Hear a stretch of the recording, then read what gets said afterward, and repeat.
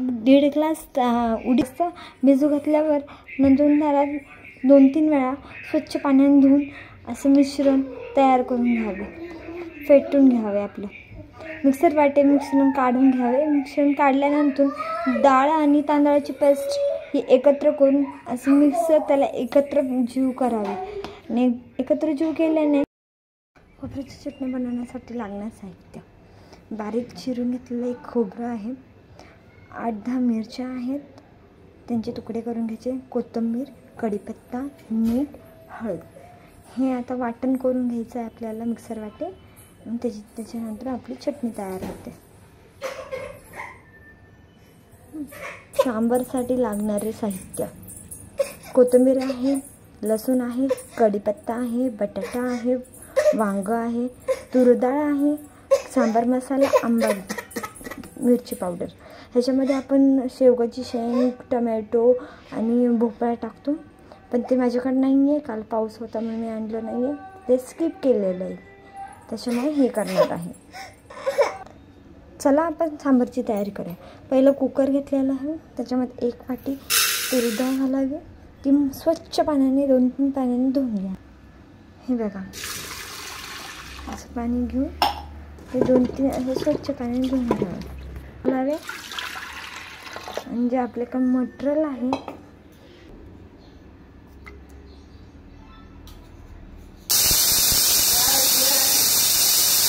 अशा प्रकारे 6 ते 7 शिट्ट्या करून घ्यायच्या. किसून घेतलेलं कापलेलं खोबरं टाकू. त्याच्यानंतर हे 5-6 मिरच्या, थोडीशी कोथिंबीर आणि थोडंसं मीठ घालून घ्यावं. आणि हे मिक्सर वाटे थोडंसं पाणी घालू पेस्ट करून घ्यावी. आणि हे बघा, अशी आपण पेस्ट करून घेतलेली आहे, तुम्ही बघतायत. आता ह्याला आपण फोडणी देऊ.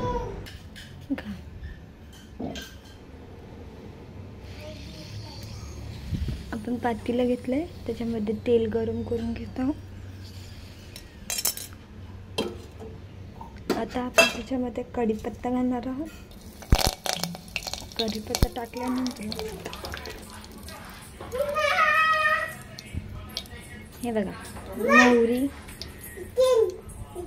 मोहरी आणि जिरे आहेत ते टाकून घ्यायचे तेलामध्ये.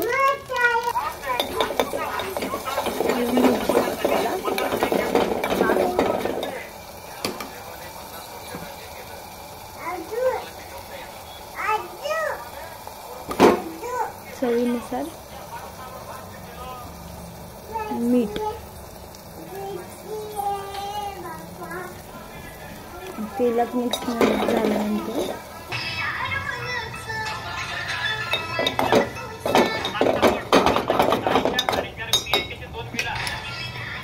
थोडीशी कोथिंबीर टाकायची. तुम्हाला टाकू वाटलं टाका, नाही तर नका टाकू. थोडीशी हळद, थोडीशी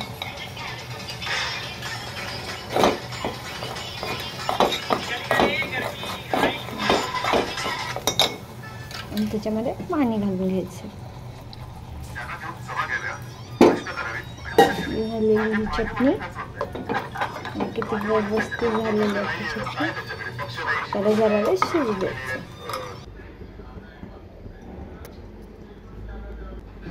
मोहरी आणि जिरे,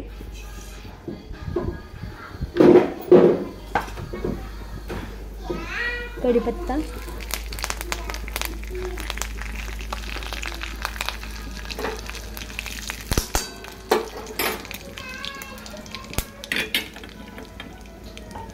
लसूण आणि कोथिंबीर आपण कुटून घेतली थोडीशी, ती टाकली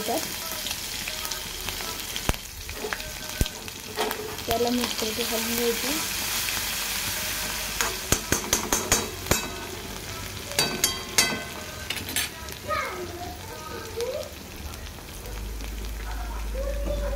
कापलेली कोथिंबीर, यामध्ये एखादं चिरून टमॅटो टाकायचा. माझ्याकडे आता टमॅटो नाही म्हणून नाही टाकलेला आहे.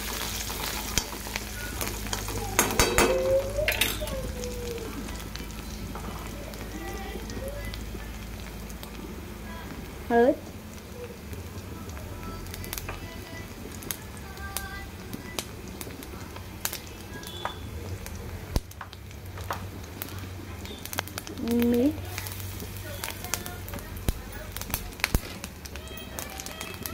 सांबर मसाला,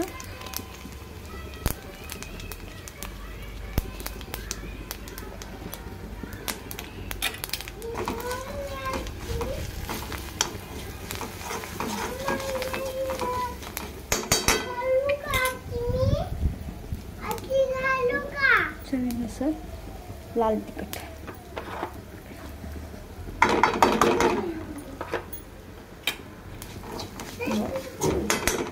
मस्तपैकी फोडणी आपली तयार झालेली आहे.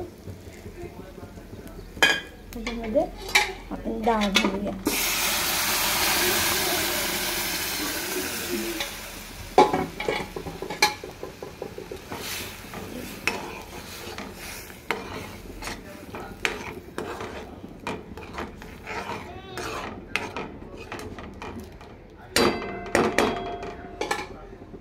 त्याच्यामध्ये पाणी घालायचं,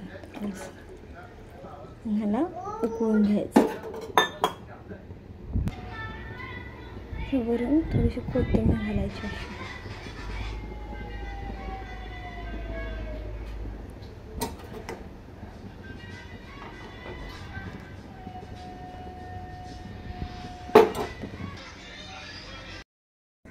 चवीनुसार मीठ घातलेलं आहे.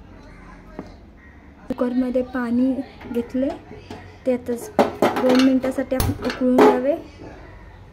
हे काय झाकण उकळून घ्यावे 2 मिनिटासाठी.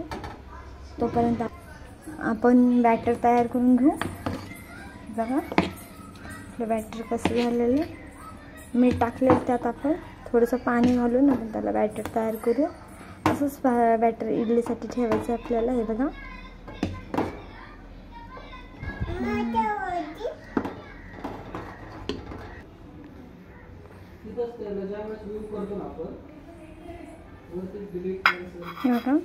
असं तेल लावून घ्यायचं आपल्याला सगळ्या भांड्यांना. सगळ्या भांड्यांना थोडं थोडं तेल लावून घ्यायचं इडली फुटण्यासाठी. झालेलं आहे. आपण आता थोडं थोडं करून त्याच्यामध्ये बॅटर घालून घेणार आहोत. हे बघा हे जे आपलं बॅटर आहे असं फुगलेलं आहे आपलं बॅटर. हे थोडं थोडं घालून घ्यायचं आपल्याला.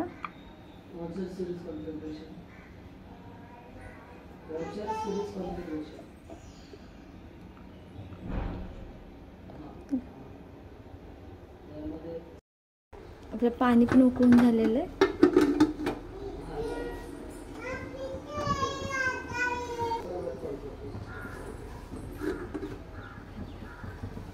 पाणी पण उकळून झालेलं आहे. हळूहळू आपण त्याच्यामध्ये असं घालून घेऊया.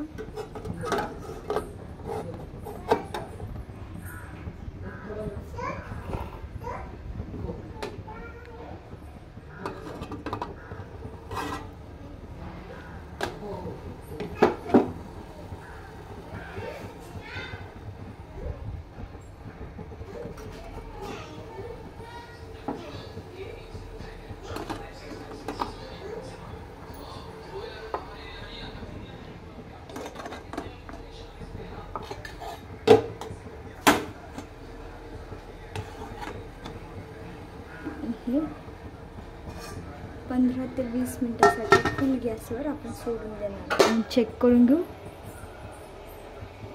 त्याला व्यवस्थित असं काढून घ्यायचं आहे. मोबाईल पकडून नाही होत आहे. 1 मिनिट.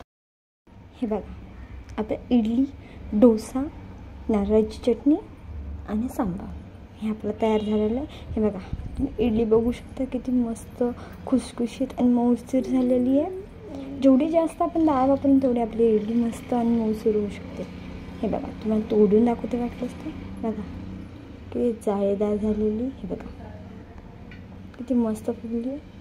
तुम्ही नक्की ट्राय करून बघा आणि आमच्या चॅनलला सबस्क्राईब करा, लाईक करा, कमेंट करायला विसरू नका आणि तुम्ही घरी नक्की ट्राय करून बघा.